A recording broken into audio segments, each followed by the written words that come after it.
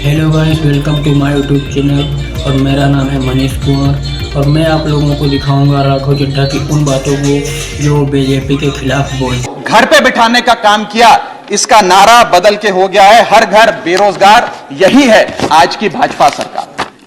Sir 1947 से लेकर 2014 तक यानी कि इन 67 सालों में कई पार्टियों की सरकारें रहीं, केंद्र में कई पार्टियों ने शासन किया।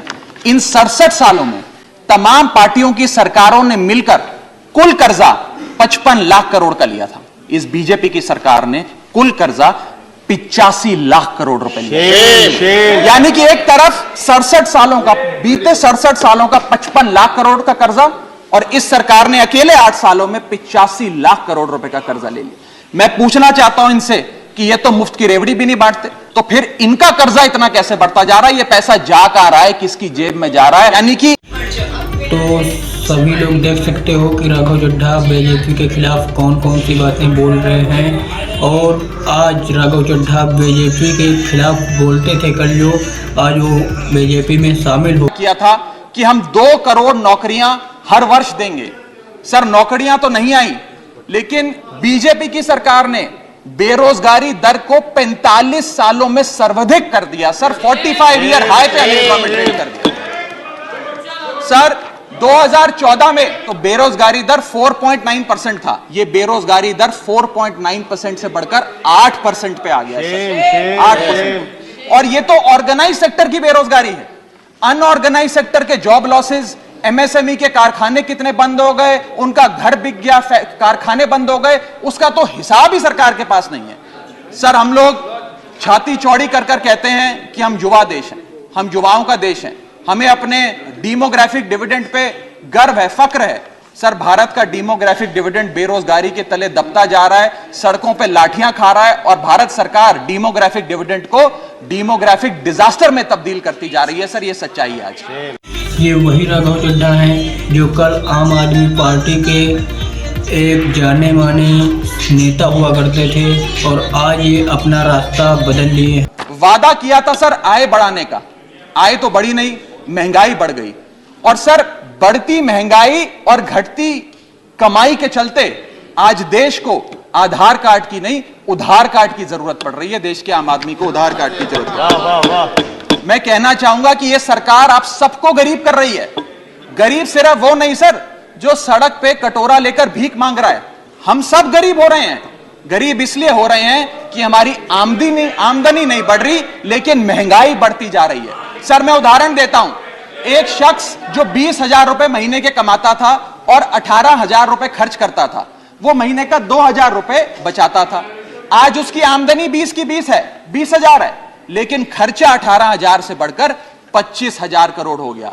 यानी कि 20,000 की आमदनी, 25,000 का खर्च, 5,000 रुपए की नुकसान का खामियाजा का कर्जा देश का एक एक आदमी भुगत रहा है। 2014 में जब यह सरकार बनी थी तो पेट्रोल 55 रुपए प्रति लीटर पे बिकता था, आज पेट्रोल 100 रुपए प्रति लीटर पे बिकता है। डीजल 45 लीटर पे बिकता था, 45 रुपए प्रति लीटर, वो डीजल आज 90 रुपए प्रति लीटर पे बिक रहा है। सर एक गैस का सिलेंडर 400 रुपए का मिलता था बाजार में 2014 में जब इनकी सरकार आई थी, आज वो गैस का सिलेंडर 1100 रुपए का हो गया। सर 1100 रुपए का।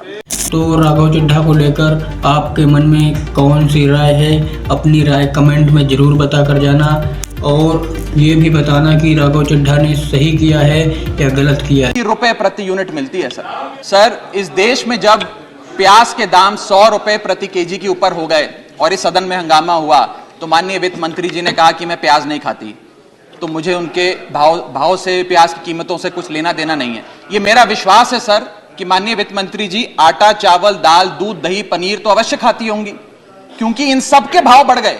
जीएसटी लगा लगा के इन्होंने देश की थालीनॉमिक्स, फूड इन्फ्लेशन को बिगाड़ दिया। आमदनी 98, खर्चा रुपया, यह सरकार ने करके हम सबको दिया है। सर ये बात तो सोचने वाली है कि जो कल को बीजेपी की बुराई कर रहा था वो आज उसी बीजेपी पार्टी में जाकर शामिल हो गया। पार्टियों ने शासन किया। इन 67 सालों में तमाम पार्टियों की सरकारों ने मिलकर कुल कर्जा 55 लाख करोड़ का लिया था और बीते 8 सालों में 2014 से 2022 में इस बीजेपी की सरकार ने कुल कर्जा 85 लाख करोड़ रुपए लिया। यानी कि एक तरफ 67 सालों का, बीते 67 सालों का 55 लाख करोड़ का कर्जा, और इस सरकार ने अकेले 8 सालों में 85 लाख करोड़ रुपए का कर्जा ले लिया। मैं पूछना चाहता हूं इनसे कि ये तो मुफ्त की रेवड़ी भी नहीं बांटते, ये तो मुफ्त की रेवड़ी में भी विश्वास नहीं रखते, तो फिर इनका कर्जा इतना कैसे बढ़ता जा रहा है? ये पैसा जा कहां रहा है, किसकी जेब में जा रहा है? दोस्तवाद की नीति के तहत कौन से इनके दोस्त हैं जिन्हें फायदा पहुंचाया जा रहा है? ये मैं पूछना चाहता हूं सर 2014 में जब भाजपा की सरकार बनी तो government debt to GDP ratio 40% था, मात्र 40%। आज government debt to GDP ratio इस देश में 90% छू रहा है सर, 90%। अगर किसान अपना कर्ज का भुगतान नहीं करता तो उसके नाम के नोटिस चिपकाकर किसान की बदनामी करती है यह सरकार, और बड़े बड़े उद्योगपति जो लाखों करोड़ रुपए डकार गए उन्हें बिजनेस क्लास में बिठा के देश से रवाना करती है सर ये सरकार। सर 2014 में एक डॉलर जब इनकी सरकार आई थी वो 60 रुपए का मिलता था सर। ये सरकार कहा करती थी, कई बड़े नेता इनके दिग्गज कहा करते थे कि जब रुपया गिरता है तो भारत की साख गिरती है, भारत की प्रतिष्ठा गिरती है। आज तो सर लगता है कि साख, प्रतिष्ठा और रुपया सब न्यूनतम स्तर पे आ गया सर। मैं आपको यह भी बताना चाहता हूं सर कि कोई भी अर्थशास्त्री आपको यह बताएगा कि जब रुपया गिरता है तो भारत के एक्सपोर्ट बढ़ते हैं, और बढ़ने चाहिए भी सर।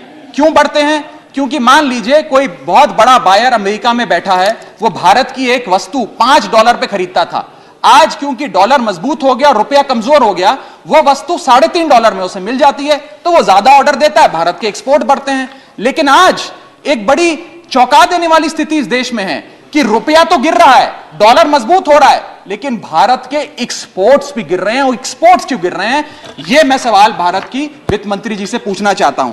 रुपया भी गिर गया और भारत के एक्सपोर्ट्स भी गिर गए, ना खुदा मिला, ना विसाले सनम, ना इधर के रहे ना उधर के रहे। तो राघव चड्ढा को लेकर आपके मन में कौन सी राय है? अपनी राय कमेंट में जरूर बता कर जाना, और ये भी बताना कि राघव चड्ढा ने सही किया है या गलत किया है।